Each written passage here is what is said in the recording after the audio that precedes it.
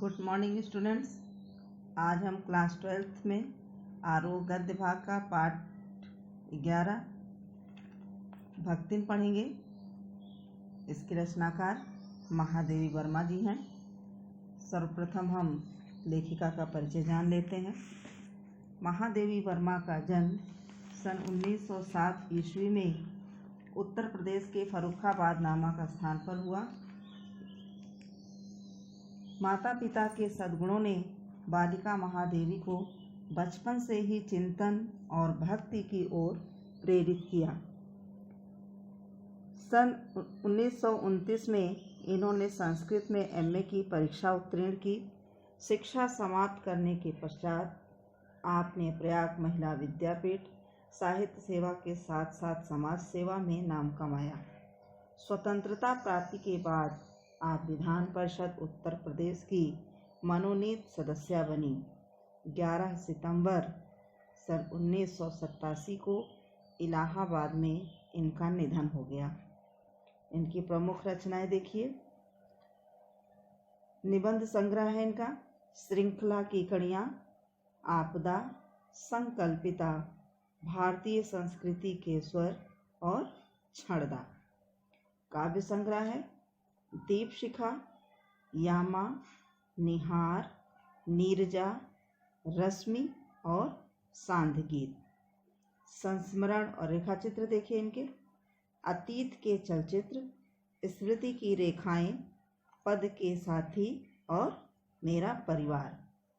महादेवी वर्मा जी ने 1956 ईस्वी में भारत सरकार में पद्म भूषण, 1983 में यामा संग्रह के लिए ज्ञानपीठ पुरस्कार तथा उत्तर प्रदेश हिंदी संस्थान से भारत भारती पुरस्कार प्राप्त किए। इनकी साहित्यिक विशेषताएं देखिए। महादेवी वर्मा उच्च कोटि की गद्य लेखिका होने के साथ साथ श्रेष्ठ कवित्री भी थी। इनके निबंधों में विचारों की गंभीरता और बौद्धिकता है। इन्हें छायावाद के 4 स्तंभों में से एक माना जाता है। बाकी 3 अन्य कौन कौन से हैं?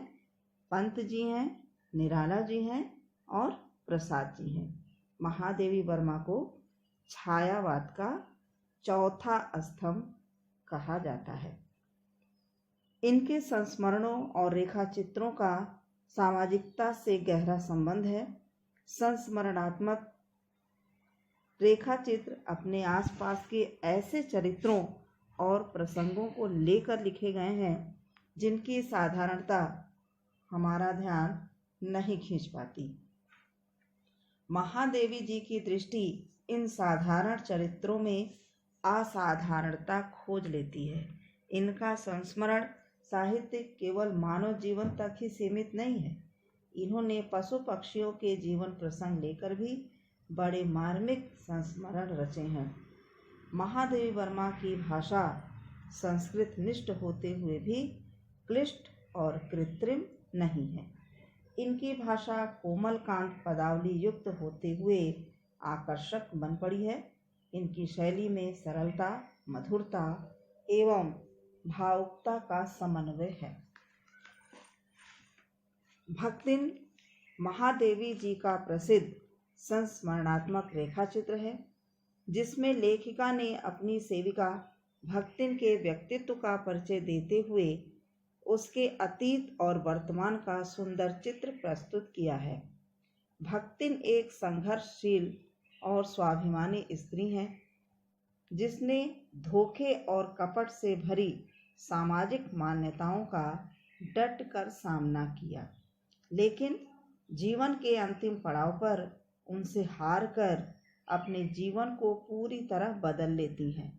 अपने आप को महादेवी जी की अनन्य सेविका के रूप में समर्पित करके उसके जीवन को भी देहाती बनाकर अपने रंग में रंग देती हैं।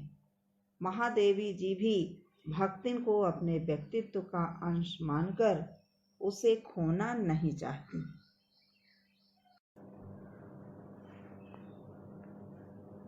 आइए अब हम पाठ का सारांश देखते हैं। भक्तिन महादेवी जी का प्रसिद्ध संस्मरणात्मक रेखाचित्र है। जो स्मृति की रेखाएं में संकलित है। इसमें लेखिका ने अपनी सेविका भक्तिन के अतीत और वर्तमान का परिचय देते हुए उनके व्यक्तित्व का दिलचस्प खाका खींचा है। महादेवी के घर में काम शुरू करने से पहले उसने कैसे एक संघर्षशील, स्वाभिमानी और कर्मठ जीवन जिया, कैसे पितृसत्तात्मक मान्यताओं और छल छद्म भरे समाज में अपने और अपनी बेटियों के हक की लड़ाई लड़ती रही और हार कर कैसे जिंदगी की राह पूरी तरह बदल लेने के निर्णय तक पहुंची, इसका संवेदनशील चित्रण लेखिका ने किया है। साथ ही भक्तिन लेखिका के जीवन में आकर छा जाने वाली एक ऐसी परिस्थिति के रूप में दिखाई पड़ती हैं जिसके कारण लेखिका के व्यक्तित्व के कई अनछुए आयाम उद्घाटित होते हैं। इसी कारण अपने व्यक्तित्व का जरूरी अंश मानकर वे भक्तिन को खोना नहीं चाहती। सारांश ये है कि लेखिका का कहना है कि भक्तिन का कद छोटा व शरीर दुबला था, उसके होंठ पतले थे, वह गले में कंठी माला पहनती थी। उनका वास्तविक नाम लक्ष्मी था, परंतु लेखिका से यह नाम प्रयोग न करने की प्रार्थना भक्तिन ने की थी। उसकी कंठी माला को देखकर लेखिका ने उनका नाम भक्तिन रख दिया। सेवा धर्म में वह हनुमान से स्पर्धा करती थी। उसके अतीत के बारे में यही पता चलता है कि वह ऐतिहासिक झूसी के गांव के प्रसिद्ध अहीर की इकलौती बेटी थी। उसका लालन पालन उसकी सौतेली माँ ने किया। 5 वर्ष की उम्र में उसका विवाह हंडिया गांव के एक गोपालक के पुत्र के साथ कर दिया गया था। 9 वर्ष की उम्र में उसका गौना हुआ। भक्तिन की विमाता यानी उनकी सौतेली माता ने उसके पिता के मृत्यु का समाचार देर से भेजा। सास ने रोने पीटने के अपशकुन से बचने के लिए उसे पीहर यह कहकर भेज दिया कि वह बहुत दिनों से गई नहीं है। मायके जाने पर विमाता के दुर्व्यवहार तथा पिता की मृत्यु से व्यथित होकर वह बिना पानी पिए ही घर वापस चली आई। घर आकर सास को खूब खरी खोटी सुनाई तथा पति के ऊपर गहने फेंक कर अपनी व्यथा को व्यक्त किया।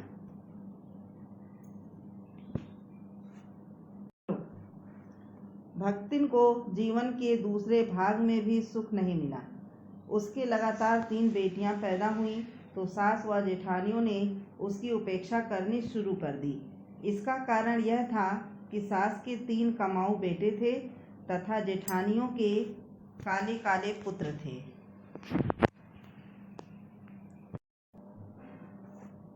जेठानियां बैठकर खाती तथा घर का सारा काम, चक्की चलाना, कूटना, पीसना, खाना बनाना आदि कार्य भक्तिन करती। छोटी लड़कियां गोबर उठाती तथा कंडे थापती थीं। खाने के मामले में भी भेदभाव था। जेठानियां और उनके लड़कों को भात पर सफ़ेद राब, दूध व मलाई मिलती तथा भक्तिन को काले गुड़ की डली, मट्ठा तथा लड़कियों को चने बाजरे की भूरी मिलती थी। इस पूरे प्रकरण में भक्तिन के पति का व्यवहार अच्छा था। उसे अपनी पत्नी पर विश्वास था। पति प्रेम के बल पर ही वह अलग हो गई।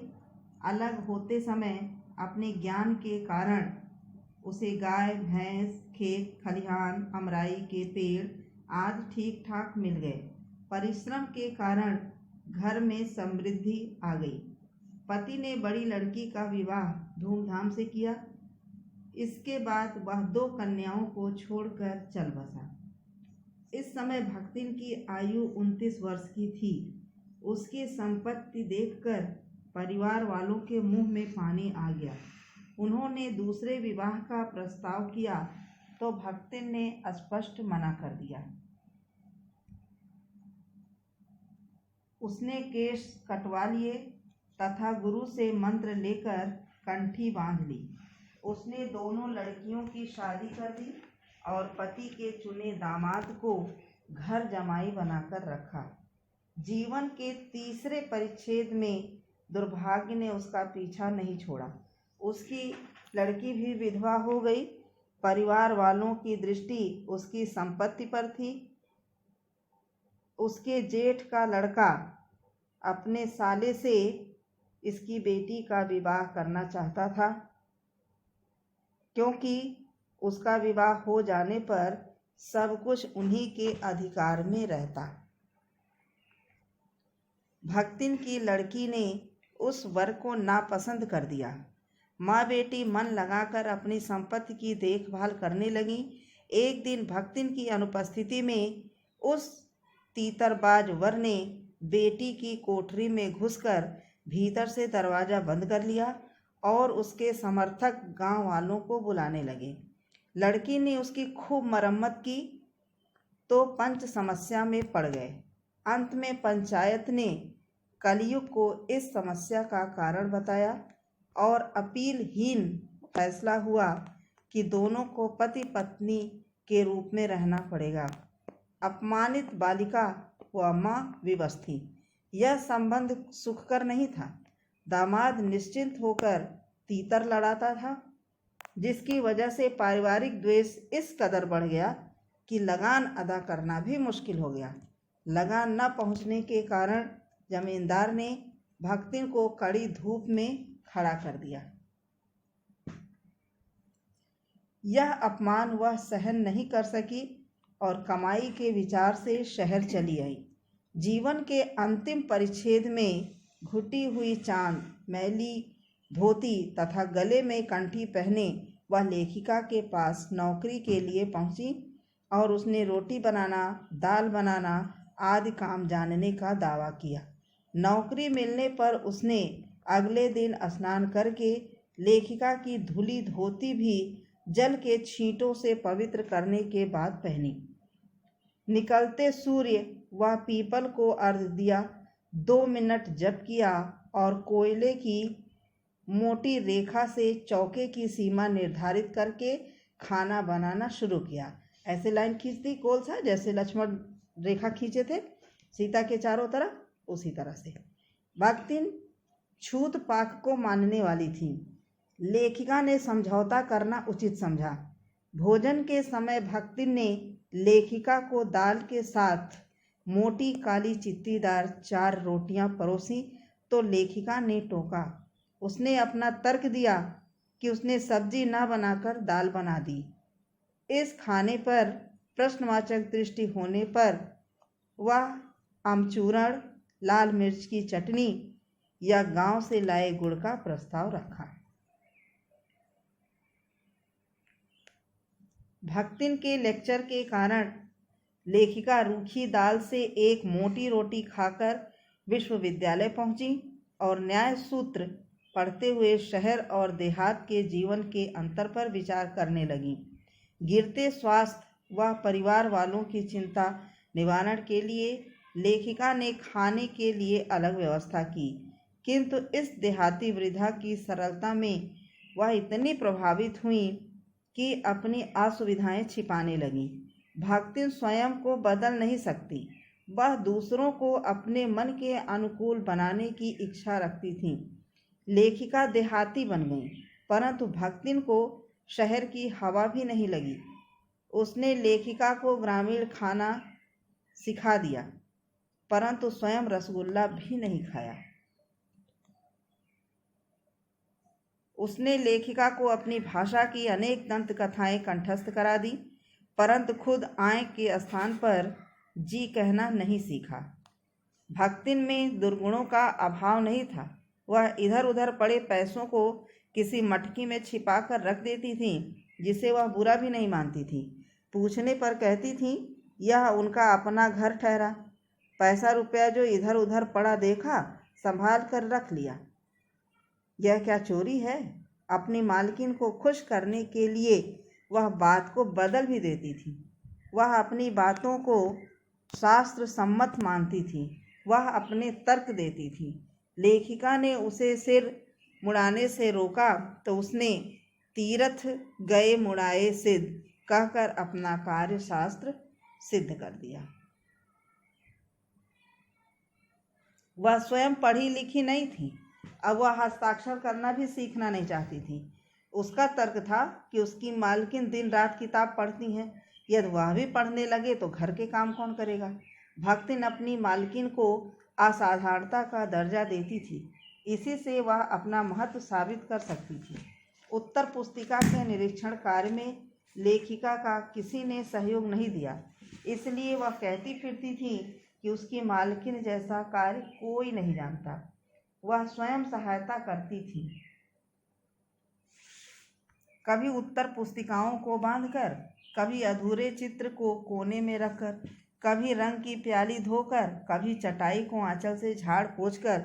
वह जो सहायता करती थी उससे भक्तिन का अन्य व्यक्तियों से अधिक बुद्धिमान होना प्रमाणित हो जाता है। लेखिका की किसी पुस्तक के प्रकाशन होने पर उसे प्रसन्नता होती थी, उस कृति में वह अपना सहयोग खोजती थी। लेखिका भी उसकी आभारी थी, क्योंकि जब वह बार बार के आग्रह के बाद भी भोजन के लिए ना उठकर चित्र बनाती रहती थी, तब भक्तिन कभी दही का शरबत अथवा कभी तुलसी की चाय पिलाकर उसे भूख के कष्ट से बचाती थी।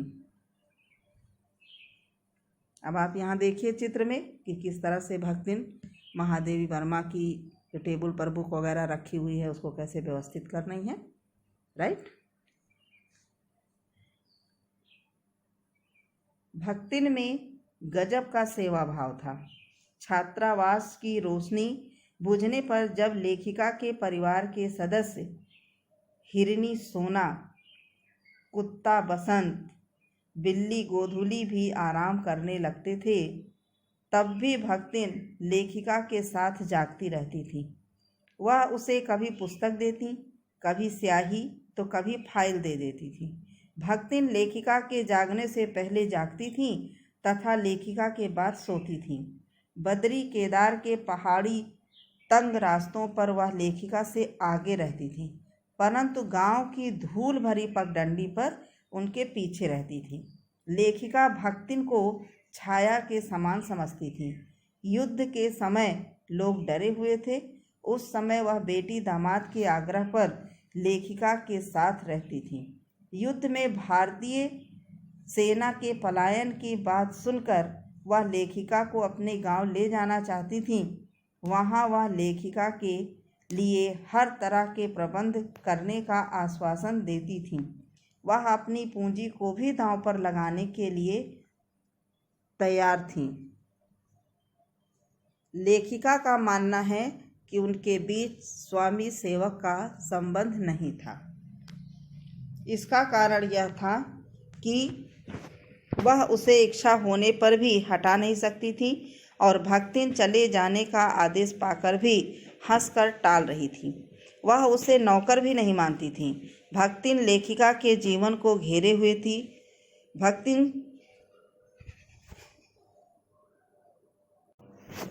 भक्तिन छात्रावास की बालिकाओं के लिए चाय बना देती थी। वह उन्हें लेखिका के नाश्ते का स्वाद भी लेने देती थी।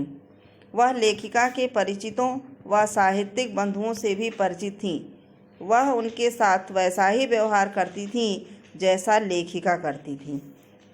वह उन्हें आकार प्रकार, वेशभूषा या नाम के अपभ्रंश द्वारा जानती थी। कवियों के प्रति उसके मन में विशेष आदर नहीं था, परंतु दूसरे के दुख से वह कातर हो उठती थी। किसी विद्यार्थी के जेल जाने पर वह व्यथित हो उठती थी।